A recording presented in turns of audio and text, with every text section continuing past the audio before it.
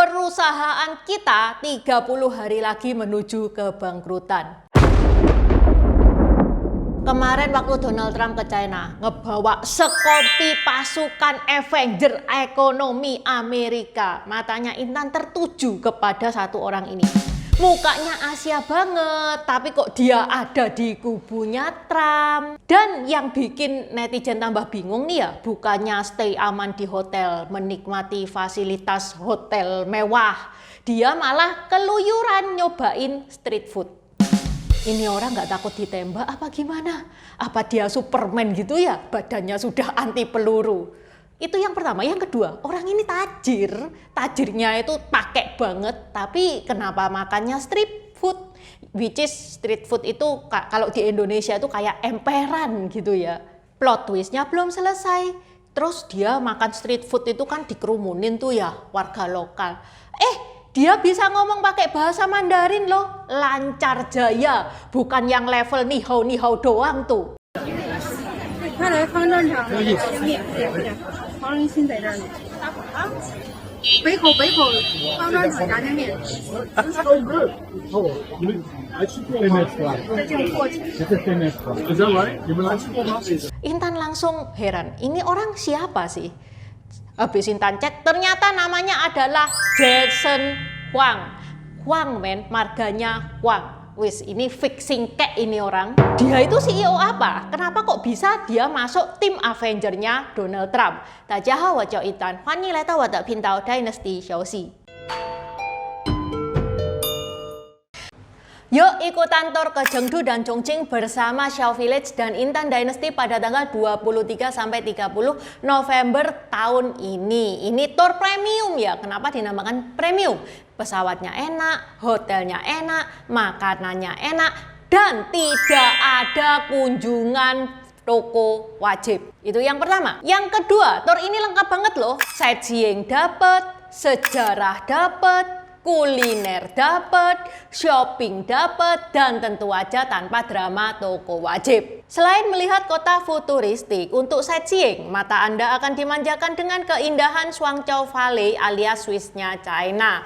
Tuh, bagus banget kan pemandangannya? Ya emang bulan November lagi bagus-bagusnya ya. Pecinta sejarah, Anda akan diajak menyusuri Uhosrin, spot wajib pecinta samkok yang mana kita bakal puas ngegibahin samkok di sini. Selain Uhosrin, kita akan pergi ke Leshan Giant Buddha pakai perahu. Kita juga akan melihat konservasi panda dan bagaimana effort China melestarikan panda yang hampir punah. Kuliner, jangan khawatir, Anda akan dimanjakan dengan makanan yang enak-enak termasuk hotpot ikonik Chongqing yang terkenal yaitu Underground Hotpot. Rute perjalanannya kita juga bikin enak banget ya. Dari Indonesia kita landing ke Chengdu. Dari Chengdu ke Chongqing kita naik bullet train. Dari Chongqing kita balik lagi ke Indonesia. Waktu nggak habis di jalan, pinggang nggak encok semua. Lah wong kita tiap hari itu sudah kerja keras, jungkir balik, sesekalinya liburan, ya liburannya yang enak dong. Ya hitung-hitung lah reward buat diri sendiri. Keberangkatan dari 2 titik ya, dari Jakarta sama Xiao Village, dari Surabaya sama saya. Promo early bird start from 20.350.000 buat peserta yang ngedaftar sebelum bulan 8. Setelah bulan 8 ada kenaikan. Selain ke Chengdu dan Chongqing, kita juga ada trip ke Changjiajie, Fenghuang, Furong di bulan 9. Itinerary lengkapnya teman-teman bisa scan barcode ini. Barcode ini ada G-form-nya. Teman-teman silakan isi. Kalau teman-teman masih ribet, di deskripsi ada nomor WA admin tour, mau tanya-tanya juga boleh. Okay, let's start! Jason Huang lahir di Taipei, Taiwan pada tanggal 17 Februari 1963. Ini menjelaskan ya kenapa dia cas-cis-cus bahasa Mandarin. Soalnya itu memang mother tongue-nya dia. Bokapnya dia insinyur. Ibunya seorang guru. Ya bisa dibilang meskipun nggak kaya-kaya amat, bisa dibilang ini keluarga yang cukup. Saat usianya Jensen Huang ini 5 tahun, dia sekolah di Thailand. Soalnya ngikutin kerjaannya bokapnya. Bokapnya dipindahkan di Thailand, ya dia ngikut sekolah di sana. Di Bangkok, dia sekolah di Ruam Rude International School selama 4 tahun. Habis itu saat dia umur 9, dia disekolahkan di Amerika sama bokapnya. Itu di tahun 1973. Pada saat itu posisinya Jensen Huang bahasa Inggris saja belepotan. Jensen Huang tinggal dengan pamannya di Tacoma, Washington. Paman dan bibinya Jensen Huang itu masih baru juga jadi imigran di Amerika. Mereka belum terlalu paham sama sistem sekolah di sana. Nah, mereka kemudian menemukan sekolah bernama Oneida Baptist Institute di Kentucky dan mengira itu adalah sekolah asrama bergengsi buat anak pintar. Dikiranya boarding school elit, padahal itu adalah sekolah khusus anak-anak bermasalah, khusus anak-anak nakal. Banyak murid di sana pernah terlibat kenakalan, tawuran, kriminal ringan, atau dikirim keluarga untuk dibenerin. Jensen Huang sendiri waktu itu cuman anak kecil, kurus, usia 9 tahun, dan belum lancar bahasa Inggris. Akibatnya apa? Dibully dong Jensen Huang di sana. Jensen Huang cerita bahwa dia pada waktu itu sering banget dipukul, jadi target karena dia itu anak Asia, kecil, nggak bisa bahasa Inggris. Ironisnya lagi, orang tuanya Jensen Huang pada saat itu percaya bahwa Jensen Huang itu sedang disekolahkan di sekolah yang bagus dan mahal. Sampai mereka itu rela ngejual barang-barang berharga dia demi pendidikannya Jensen Huang ini. Karena salah paham inilah makanya Jensen Huang ini sampai terdampar di lingkungan yang keras. Tapi justru pengalaman Jensen Huang di sekolah nakal itulah yang membentuk mentalnya Jensen Huang jadi tahan banting kayak gini.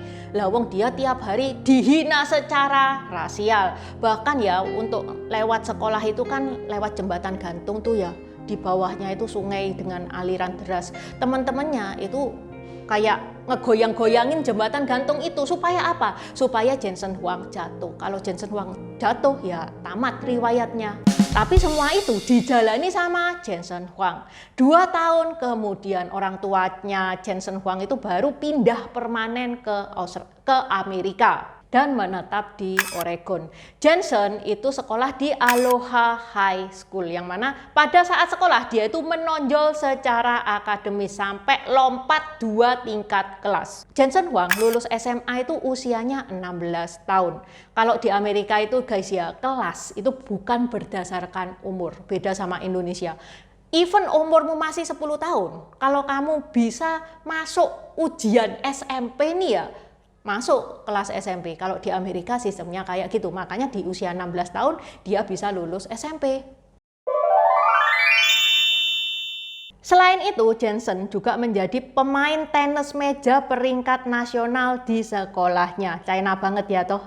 Dia juga aktif di klub matematika, komputer, dan sains di sekolahnya. Pada tahun 1977, masih SMA ini, Jensen Huang, sekolahnya itu ngebeli Apple II, yang mana Jensen Huang pakai komputer itu untuk main game Super Star Trek, sekaligus dia belajar pemrograman basic.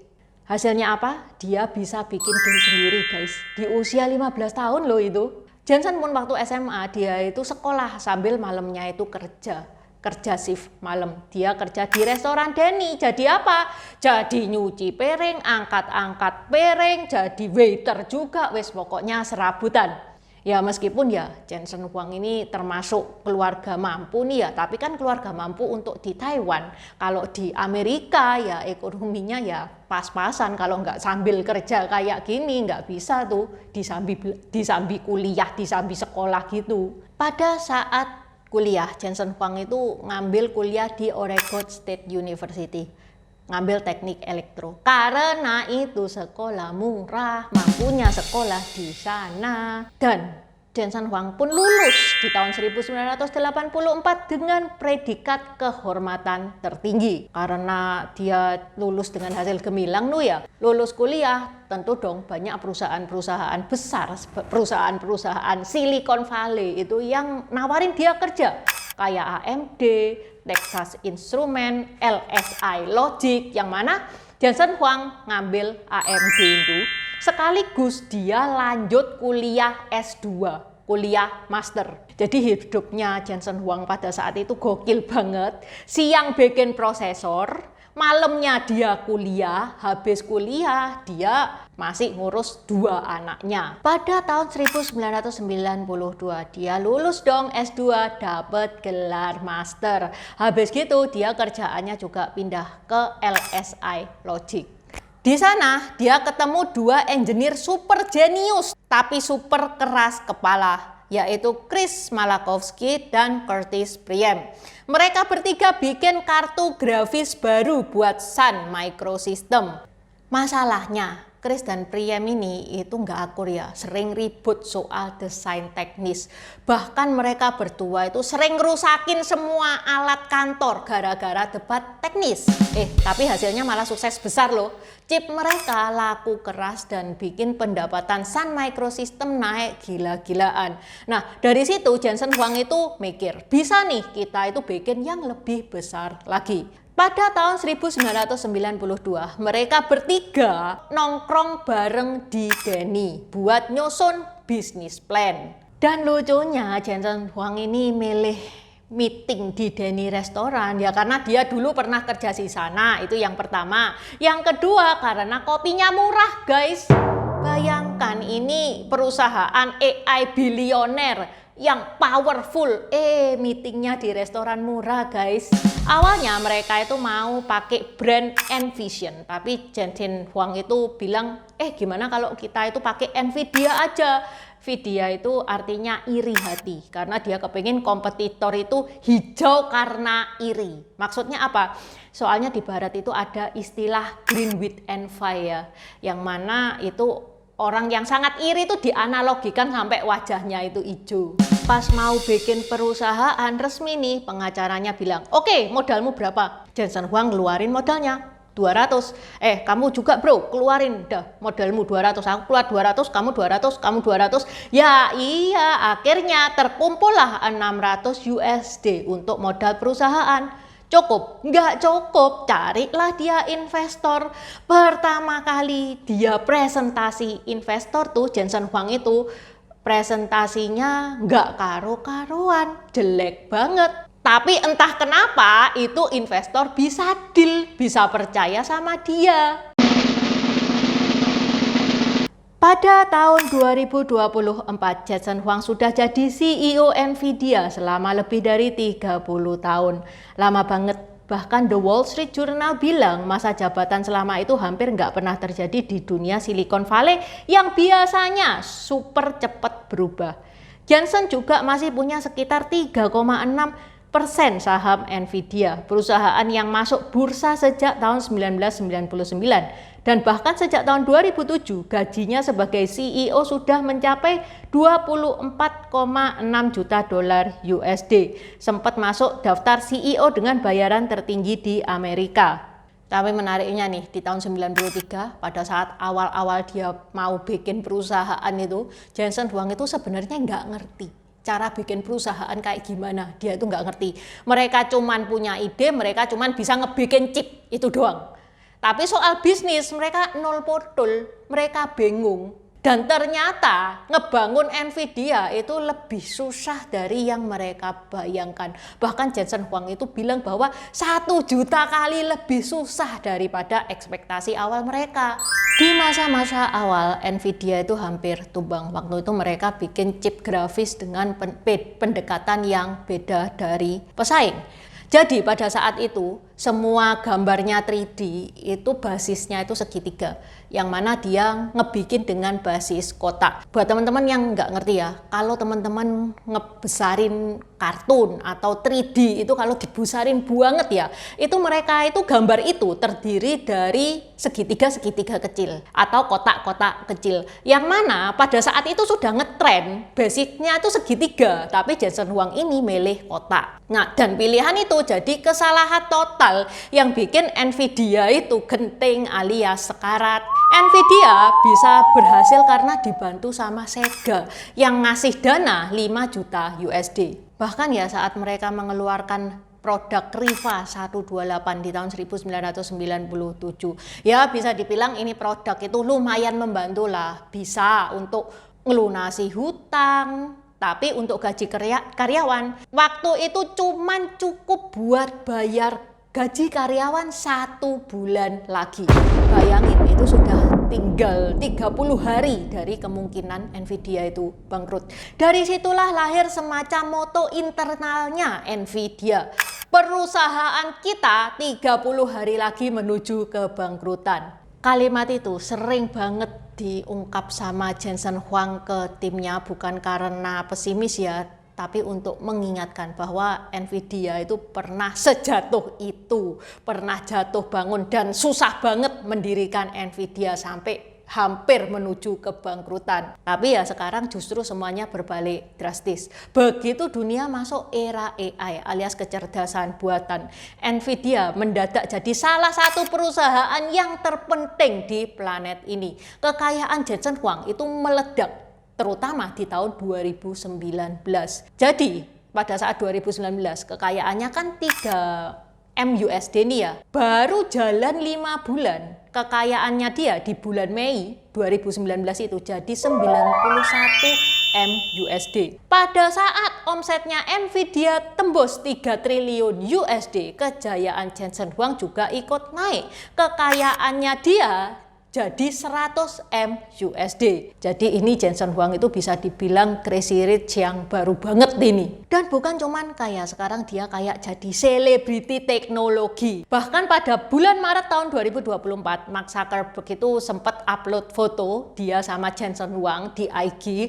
Lalu dia itu ngebecandain Jensen Huang, bilang bahwa Jensen Huang itu kayak Taylor Swift tapi versi dunia teknologi. Perjalanannya Jensen Huang ini memang salah satu comeback tergila di dunia bisnis dan teknologi. Oke, sampai di sini dulu bahasan Intan hari ini. Saya Nikwan Kan, Caijian. Terima kasih udah nonton channel ini sampai habis. Dukung aku terus berkarya dengan klik subscribe dan bunyikan lonceng di bawah ya guys.